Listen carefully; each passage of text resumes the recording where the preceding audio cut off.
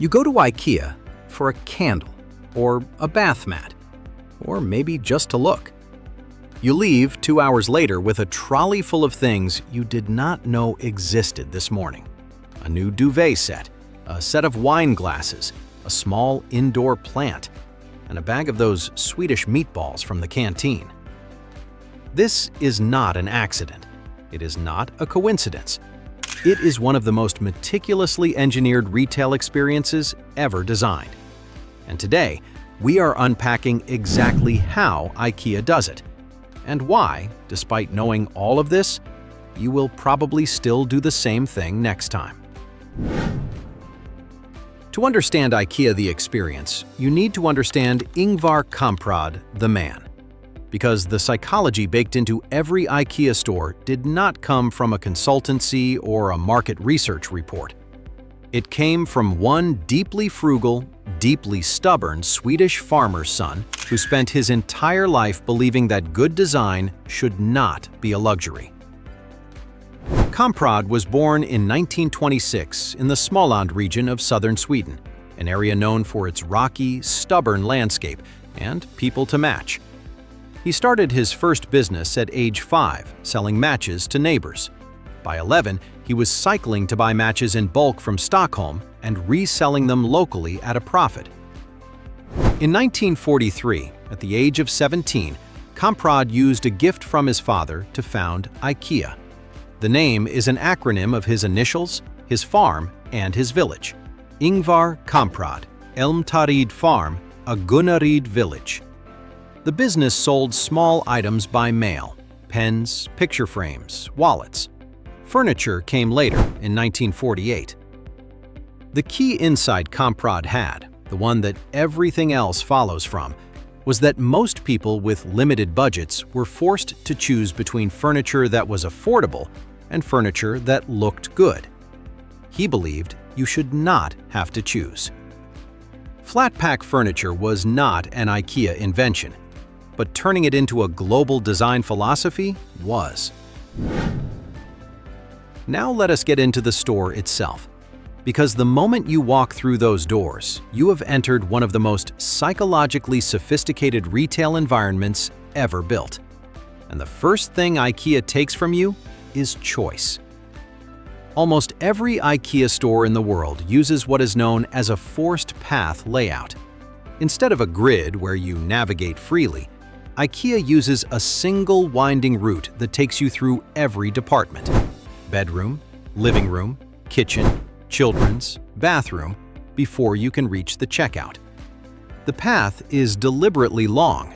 In a large IKEA, walking it in full covers approximately 2 kilometers. This layout has a name in retail psychology. It is called the Gruen Transfer, named after architect Victor Gruen, who designed some of America's first shopping malls. The Gruen Transfer describes the moment a shopper transitions from purposeful buying to exploratory browsing. IKEA has engineered that transition to happen within the first few minutes of your visit. Along the path, IKEA places fully furnished room sets, not just products on shelves, but complete living rooms, bedrooms, and kitchens, staged to look lived in and aspirational. You are not looking at a sofa. You are looking at the life you could be living. The effect is powerful, and it is deliberate. But the layout is just the beginning. Layered on top of it are a series of specific psychological tactics that IKEA has refined over decades. Each one on its own seems small. Together, they explain why you never leave with just the thing you came for. Tactic 1. Price anchoring. Every IKEA department begins with its premium items, the larger, more expensive version of whatever you are looking for. By the time you reach the affordable version, the price feels like a bargain. You are not looking for a 300-pound wardrobe, but next to the 500-pound one, it feels like a steal. Tactic 2. The marketplace. After the showroom, every IKEA customer passes through the marketplace, the ground floor section packed with smaller, lower-cost items. candles, picture frames, kitchen accessories, storage boxes, plants. These items are priced so low they feel almost free. And because you are already committed to the trip, already holding a basket, already in buying mode, you fill it. Tactic 3. The restaurant. The IKEA canteen, Swedish meatballs, dime cake, 50-pence hot dogs, is not a customer amenity. It is a retention tool. Hungry people leave shops. Fed people stay longer and spend more. Kamprad understood this from the beginning. The food is priced at cost or below, a loss leader designed to keep you in the building. Here is what all of this adds up to.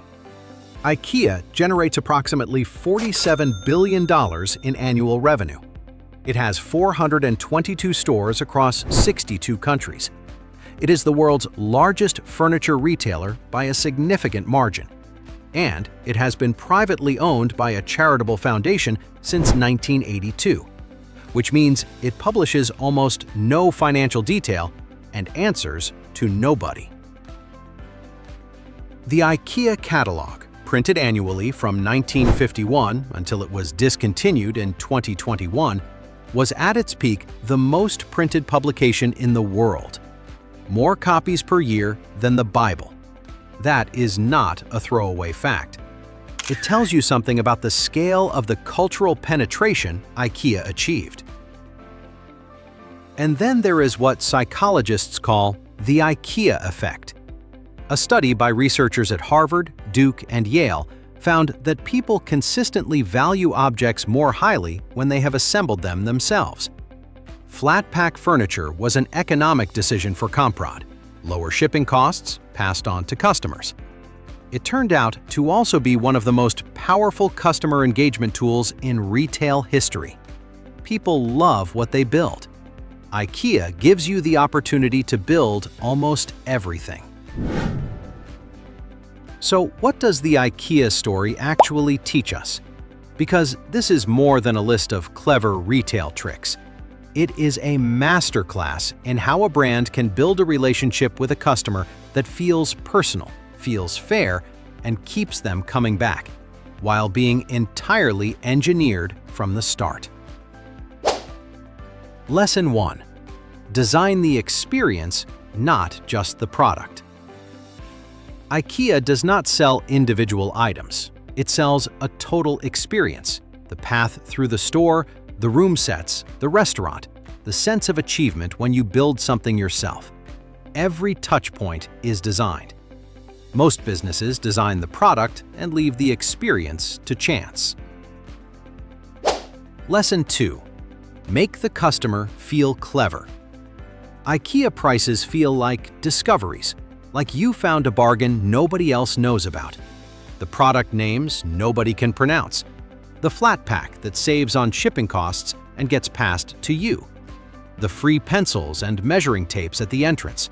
All of these signal that IKEA is on your side, working the system with you, not at you. And Lesson 3, the most important one. Kamprad built IKEA around a genuine belief that people with less money deserved beautiful things. That is not a marketing strategy. That is a mission. And when a company has a real mission that connects to something people actually care about, the tactics, the maze, the meatballs, the price anchoring, are not manipulation. They are just the mechanics of a very well-run operation. Every week on Unpack Business, we go inside stories like this one, the strategies, the psychology, and the decisions behind the companies that shaped the world. If that is the kind of content you want more of, you know what to do. We will see you in the next one.